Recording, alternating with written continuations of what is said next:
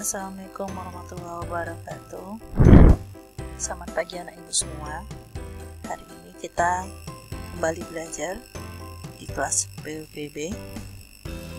Sebelum belajar, ibu ingin kamu mempersiapkan beberapa hal. Jangan lupa sarapan, berdoa sebelum belajar.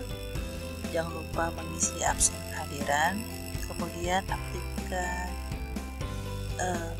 internetnya dan siapkan catatan sebelum kita mulai belajar. Yang perlu kamu pahami sebelum kita mulai belajar adalah simak baik-baik penjelasannya, kemudian terapkan rumus ATM, amati, tiru, dan modifikasi. Jangan lupa seringlah trial dan error, coba lagi dan terus memulangnya. Selesai belajar nanti jangan lupa untuk mengerjakan worksheet. Lalu jika ada pertanyaan silahkan tulis pada kolom komentar, dan disarankan untuk dapat segera bergabung dengan grup pada Telegram ataupun WhatsApp. Hari ini kita akan membahas tentang website. Nah, apa sih website? Apa saja teknologi aplikasi? Apa saja macam-macam browser? Kamu harus cari tahu bagaimana konsep dalam web server dan apa saja software yang digunakan dengan editor teksnya, lalu bagaimana menginstal editorialnya. Baik, yang pertama adalah www atau yang dikenal dengan World Wide Web, merupakan salah satu layanan yang didapat oleh para pemakai komputer yang terhubung ke internet. Web adalah ruang informasi dengan menggunakan teknologi hyperlink untuk menghubungkan tiap dokumennya. Jadi, dengan teknologi ini, pemakai dapat menemukan informasi dengan mengikuti link atau tautan yang disediakan dalam halaman web yang ditampilkan lewat web browser.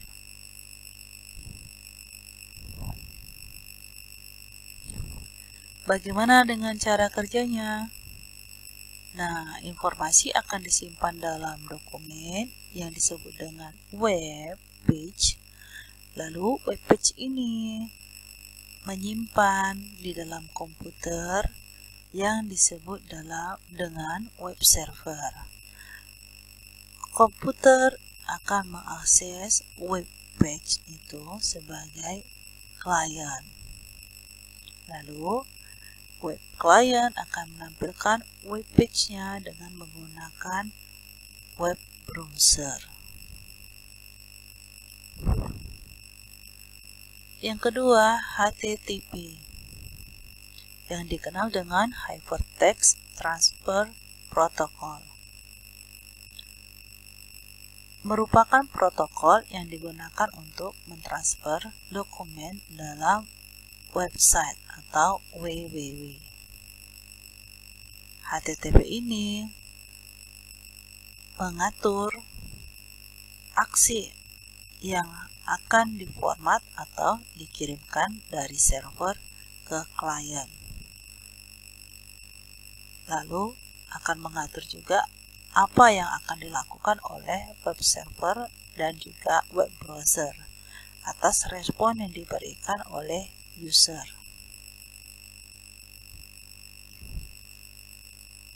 Yang ketiga, URL atau yang dikenal dengan Uniform Resource Locator.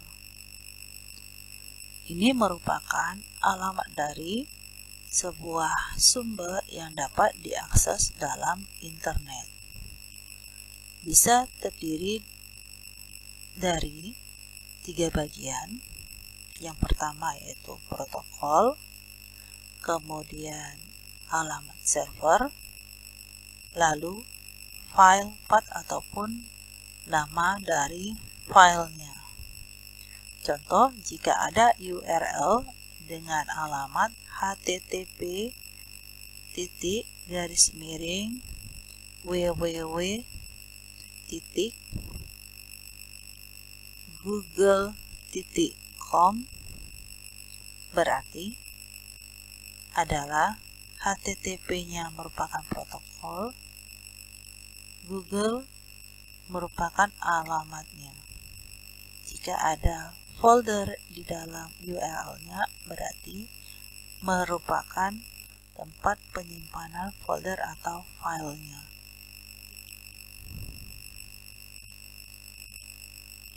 Selanjutnya ada DNS yang dikenal dengan nama Domain Name System. Ini merupakan versi teks dari IP address. Jadi, di dalam internet, komputer akan berkomunikasi dengan yang lainnya dengan mengenali IP address. Tanpa harus menghafalkan lokasi IP address, maka kita lebih mudah mengkonversinya dengan nama yang mudah diingat.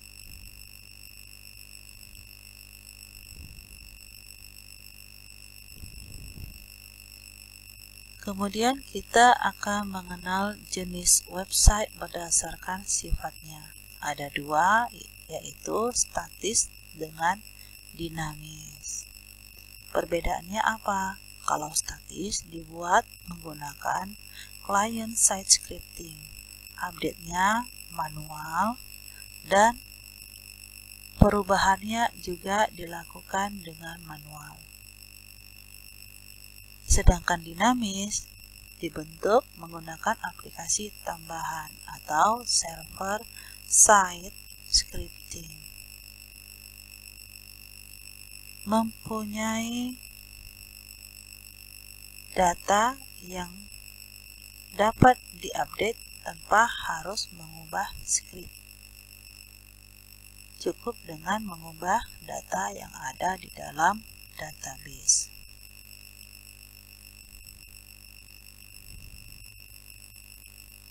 Di dalam internet, kita akan menggunakan web browser yang gunanya untuk membuka halaman website.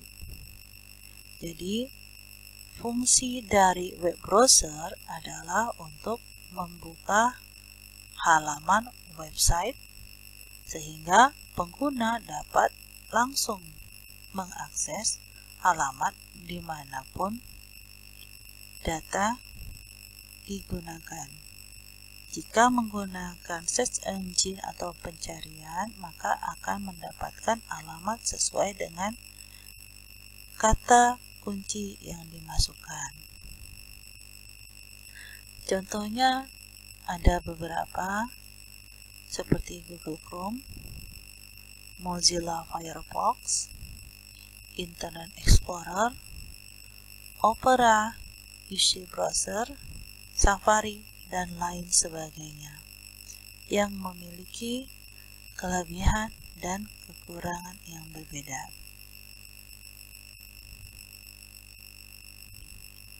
Kemudian, pada saat mengakses halaman website,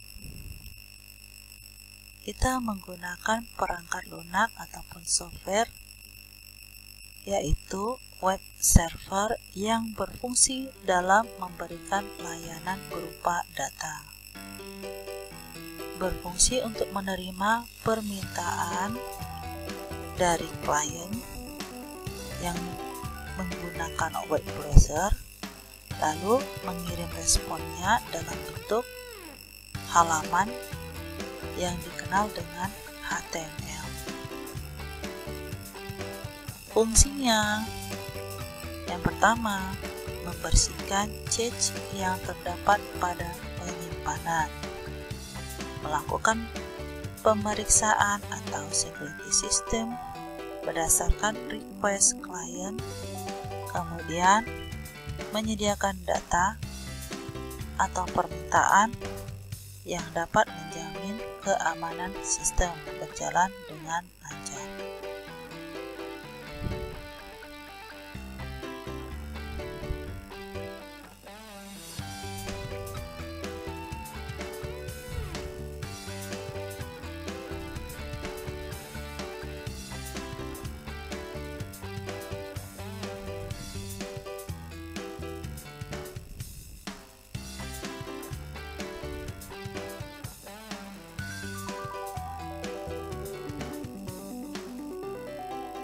Baik, kali ini pembelajaran kita akan menginstal aplikasi editor teks. Salah satunya yang akan kita gunakan nanti adalah Notepad. Kemudian kita akan mencoba menjalankan aplikasi web tersebut dengan browser. Baik, langkah pertama kita harus mendownload editor teks.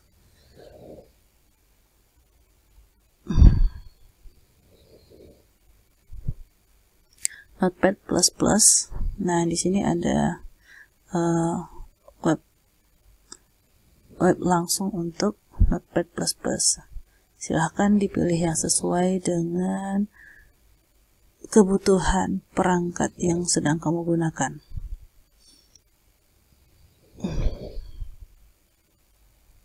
Kalau sudah, silahkan langsung download.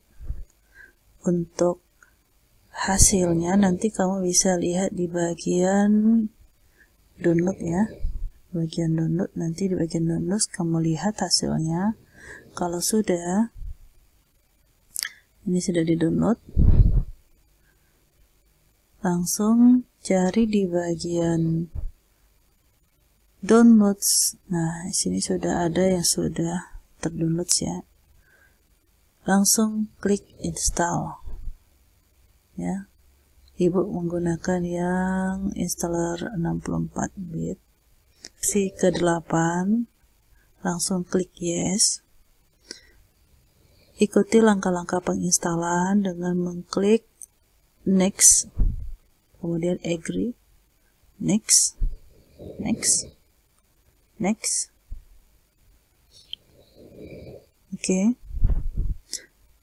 Oke, finish. Ini untuk menjalankannya di awal. Untuk menggunakan editor, kalau kamu tidak ingin menggunakan Notepad++, kamu bisa juga menggunakan Notepad. Tapi kalau untuk menggunakan Notepad, untuk program yang lebih banyak, mungkin tidak disarankan, tetapi kalau hanya sedikit itu bisa digunakan. Karena untuk mengatur baris kita perlu bentuk ataupun pembacaan yang lebih ramah pada mata. Contoh yang kita ketik adalah selamat pagi dunia, hello world. Nah, ini dia. Nah, ini adalah teks awal yang bisa kamu ketik. Untuk menjadikannya sebagai file HTML, silakan kamu tambahkan HTML pada awal dan akhir dengan menggaris. Nah, ini adalah bentuk standar dari pembuatan halaman HTML. Di awal dengan diakhiri dengan tag HTML.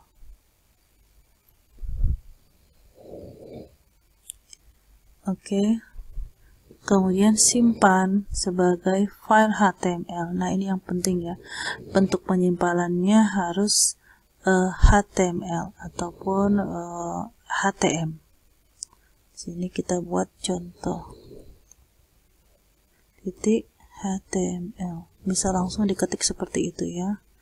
Ini Ibu letakkan di bagian desktop biar gampang mencarinya. Nah, yang perlu kamu ketahui, untuk file HTML, cara menjalankannya adalah dengan cara yang pertama tadi, menyimpannya dengan bentuk file HTML, kemudian buka salah satu browser. Nah, kamu bisa menggunakan browser Internet Explorer ataupun Chrome ataupun Mozilla Firefox ya.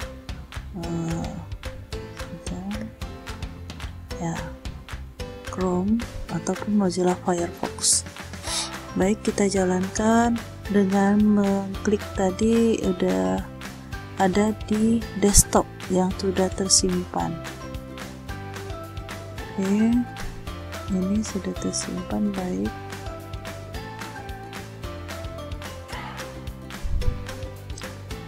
nah ini tadi yang sudah tersimpan adalah contoh. Nah, kalau kita ingin membuka browser menggunakan Internet Explorer bisa ya. Oke ya, langsung diklik.